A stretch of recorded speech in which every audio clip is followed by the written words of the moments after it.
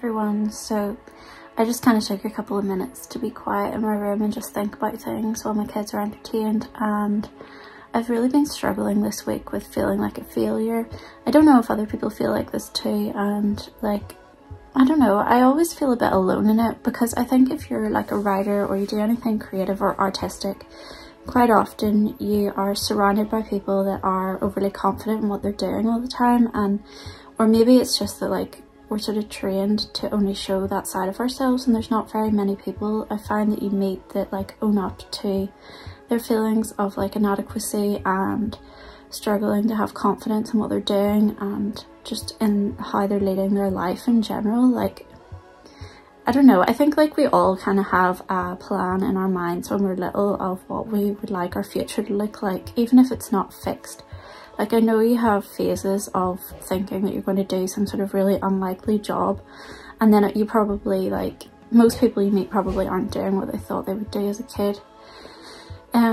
But like, it's more like I think I had goals that formed as I got older, and there were certain things I wanted from life that I haven't ended up having, and kind of had to make peace with it. But then I also have phases where I really struggle to kind of deal with that and accept the fact that things haven't gone exactly to plan, especially whenever you're looking around. And I think comparison is really dangerous. Like, once I start doing that, I start to feel really like almost filled with self-hatred, because you can kind of start comparing yourself to everyone else, and you can get the impression that they're succeeding at everything, or that they have like the perfect relationship, or like their home life, or the perfect house, or whatever, and then I can start to fixate on the things that I don't have, and it's kind of like a vicious circle. And I know that like definitely like stopping to kind of like try to feel grateful about what I do have and try to shift the focus onto that instead of what I don't, it does help. But I think if I'm feeling low anyway, like it's just like I'm more vulnerable to the whole thing, and yeah, I just am more likely to spiral with it inside my head. Like, one of the things I've been thinking about is the fact that I'm like 35 now, and I'm single. Well, I'm divorced actually, but like I'm not with anyone at the minute, and just like I have very mixed feelings about that, because on the one hand, like, I would love to share my life with somebody, and it feels like everyone I meet pretty much has a partner and they seem happy. Like, I know you never know the full story and you don't know what goes on in their houses and stuff, but it just seems like everyone has kind of paired off with someone, and I still haven't met the right person. And it just feels like, I don't know, I think you can fall into the trap of feeling like there's something wrong with you if you've reached a certain age and things haven't worked out, or you haven't found the right person yet. But at the same time, I feel like I have quite high standards. Like, I feel like it would take a very special person basically for me to want to be with them, and like, it's just really hard to find someone that has the kind of like morals and values that you want, combined with not being dull. And I really want to meet somebody who inspires me, and we kind of like vibe with each other about like artistic things, and we're on the same kind of wavelength. Like, it's really important to me to meet somebody who completely understands like personal struggles you might have, or just like, basically I wouldn't be happy in a relationship that's just like a surface level thing where you don't really know each other deeply. And so I'm back in the same spot but at a different time of the day now, because my daughter came in when I was talking earlier, and she basically started whining, "I want you." It was like the pre-dinner time like struggle where kids are just really demanding and there's no point in trying to then fight it. So yeah, I just left. But yeah, what I was talking about was just like how like I don't understand whenever people are in a couple and they aren't the perfect fit kind of, and they're satisfied with that. Maybe it's because like they're happy to lead sort of separate lives in a lot of ways, or maybe they're just looking for one shared aspect of their life but they can find all the other parts elsewhere. But I just would like to have the kind of relationship where you can be in someone's company all the time not in a smothering kind of way, but like basically you're always inspiring each other, you're always like helping each other grow, and like you allow each other space too, but that if you had to be like in their company all the time, like it's not like you would struggle with it, it would just feel natural. Yeah, so I got divorced whenever I was like, I don't even know what age I was now, I think I must have been about 29.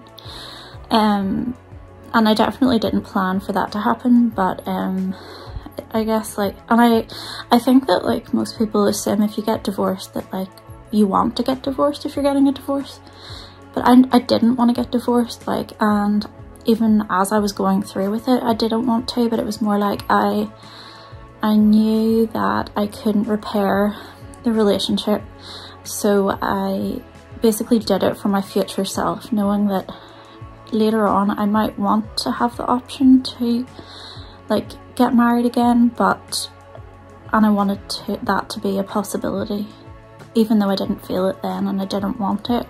And I still like, I do feel like I have made peace with the fact that I'm divorced. At first I felt like it was a real sign of failure, and like I just felt like less of a person, kind of like, because at that stage in my life I think that having a relationship and having like a successful marriage or whatever was like the main thing that defined me. But now it's more like a kind of peripheral thing, because I think since getting divorced I've developed all the other areas of my life that I wasn't really as focused on then. Like at that stage in life I just wanted to be happily married with like someone that I was like best friends with and have like a kid and just like have that nice family dynamic. But now I know that there's so much more to life, and I think I've kind of grown beyond that, but it doesn't mean that I don't want that dream still, even though I can see that it's not as like clear cut as I used to think it was, and not like, it's not black and white, like it's not, I don't know, I know now that there's no perfect relationship, but that at that point I think I thought that there was and that I had it, but I was kind of in denial a lot of the time. But yeah, so it was really like difficult for me to get divorced and just to actually go through with it. And I remember going into court to finalize the whole thing and thinking like, I just don't want to be here. And I was the only, like I was there and basically he wasn't there. And it just felt like it emphasised like how alone I was in the whole thing, that we got married together and then agreed on everything we wanted together, but then it had ended up with me becoming like a single mom even like when we were still married. And then it felt like I was the only one that actually even cared enough to get a divorce, because it just felt like he didn't care either way. Like basically like he was so kind of apathetic towards the whole thing that like it didn't even matter to him whether we were married or not, because it didn't mean anything anyway. But yeah, so that is how that went. That's kind of like a brief overview, but there's a lot more to it than that, but I'm not going to get into that now because I could talk about it for like a year. Then there's like that aspect of things, and just like having bipolar disorder and like changing track in my life, like stepping out of the work world, being a single mum, like not kind of achieving my goals of like doing my masters and becoming a translator, and kind of letting my French go. Like I still use it for fun and I love watching like foreign films, and like I'm sure that in the future I will travel back to France, and like even when the kids are older and stuff I would consider living there for a while. But just for now I'm not using it like professionally or whatever, which was the original plan, but things just don't always go how you think they're going to. And then I think I just kind of moved into writing and doing art and stuff as like a way to kind of stay mentally stimulated while I had kids. I was alone so much with my kids, like I kind of needed an adult like hobby to do in the evenings and things, because I wasn't really getting much adult conversation. It was just me and them like all the time, and I was quite isolated, so I needed like art and then it just sort of morphed into being more than a hobby, where I ended up writing for magazines and stuff, and then I ended up publishing my books. But then I still have moments where I'm like, I have like a deep insecurity basically about my writing, because I feel like no one reads my book. I know that a lot of people have read them, but I just feel like even if people read them, they don't often give you feedback. So like, you don't actually know if people have enjoyed them or not, or if they were worth writing or not. And then I think it's really kind of disappointing whenever you put, like, say, months into writing a book and you spend so long editing it and getting it like as perfect as you can sort of manage to get it,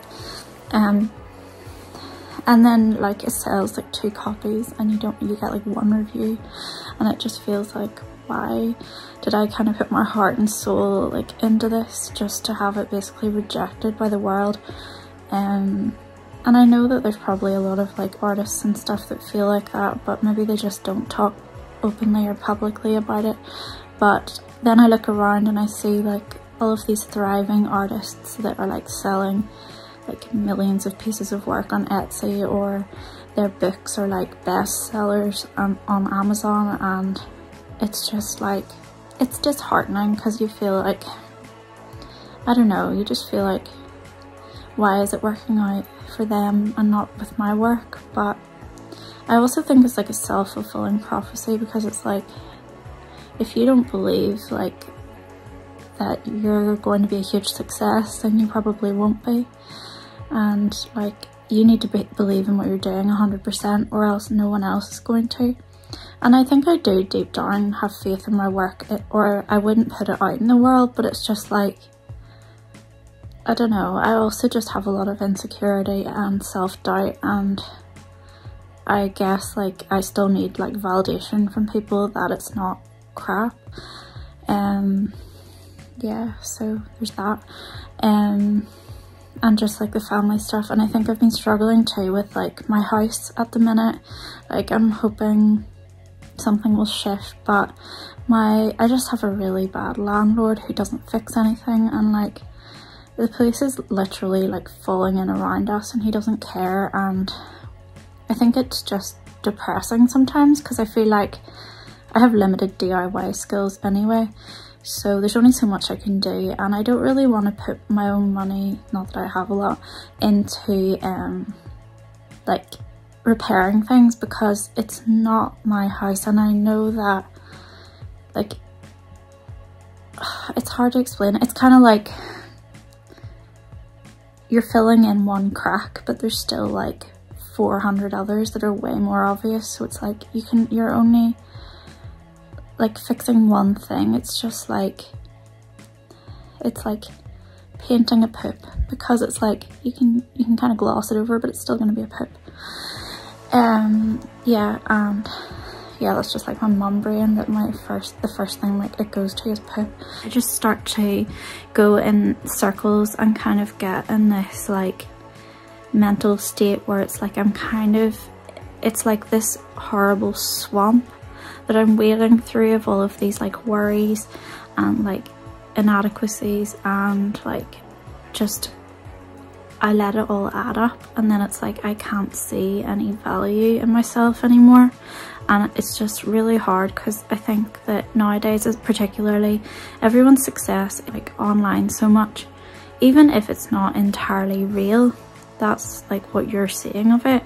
And there's not very many people that sort of open up and they just say like, I feel like a piece of crap today, like I feel like nobody likes anything I do, like I feel like I can't find a good relationship because there's something wrong with me, or like I just feel like really worthless and directionless, and I don't know what I'm supposed to be doing in the world. Like I don't know why I'm the only person who seems to feel like that lost. And it's not like I don't know where I'm going ever, but it's just like, I don't know, I just get really like overwhelmed at times by like feeling like I've made nothing of my life, and like everyone else around me has like made something of theirs. And I know that probably like everybody has moments like this, and it's like you do tend to compare yourself to others all the time and see like what they appear to have, what you want, but like I don't know, I think it's just at this stage of life particularly, I'm surrounded by people that have the whole family life or apparent like happy family thing, or they have a job that they are really passionate about, or they're like making a lot of money and they show that through like, you know, like material things. That I don't care about material things, but it's just like I want my kids to have a certain standard of living, and I don't feel like we have that at the minute. And then I just feel ashamed of myself and feel like I'm not, like I haven't been the best mum that I could have been to them. And like, I don't know, you probably can't even hear me over the rain right now because it's so loud. I actually really like that when you can hear it outside at night. But yeah, I didn't plan to get this like emotional in this video. I just wanted to share my feelings, to sort of like tell someone else like the truth about how I feel a lot of the time, because I think there's just so much perfection kind of in the world. It's just like put on show all the time, and you can end up feeling really lonely and alone and like feeling like a failure. But I just wanted to tell someone that you're not. Life is full of ups and downs. I don't think it's ever really straightforward, and you're always gonna have these like waves of emotion. But I think that the problem is a lot of it's hidden away because people are maybe like private about it or ashamed of certain things, and then because it isn't shared, you can end up feeling really lonely with your problems or your worries or your disappointments. But yeah, I think like I just go through phases where I'm kind of on a low and I have to journal a lot, and I'll like sit and cry at night a lot about what I haven't done, or how I haven't got to where I want to be at this stage of life. But I think there's something kind of cathartic about that too. Like I don't really think that crying is always a bad thing. I think it releases a lot of what you need to get rid of, and it's better to allow that to come out. I think I'm just gonna try to have an early night tonight. I definitely feel like whenever I sit up too late and I'm feeling like this, I just get really overwhelmed and go down further and further downhill. So yeah, sleep is definitely like really important. And yeah, just like if you feel alone or sad or disappointed in yourself, or just like you're being really hard on yourself, like you're not alone. Since this video got quite heavy, I thought I'd share some of the positive things I've been doing to make myself feel better. I made some bubble tea in the house, and I've just been lighting lots of candles, listening to like calming music and cooking a lot. I found chicken soup really healing, and I made some of it. I also made more of the cinnamon rolls that my kids always devour. My nieces and nephew also seem to like them, so the kids have basically been fighting over them, and I thought that I would just make an extra batch. It's kind of cathartic making stuff like this that's like a drawn out process that lasts a whole day, because you have to like knead the bread, let it rise a couple of times, and I don't know, I just find kneading bread really helpful too. And I think if you're feeling a bit sad, doing something with your hands that just like focuses you on one simple task is really helpful.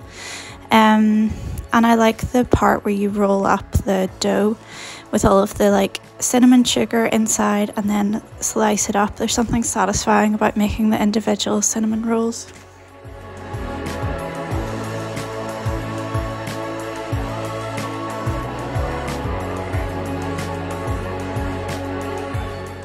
I love the smell of baking and cooking too. I just think it makes the house feel more homely, and just doing like a physical thing, it gets you out of your own head.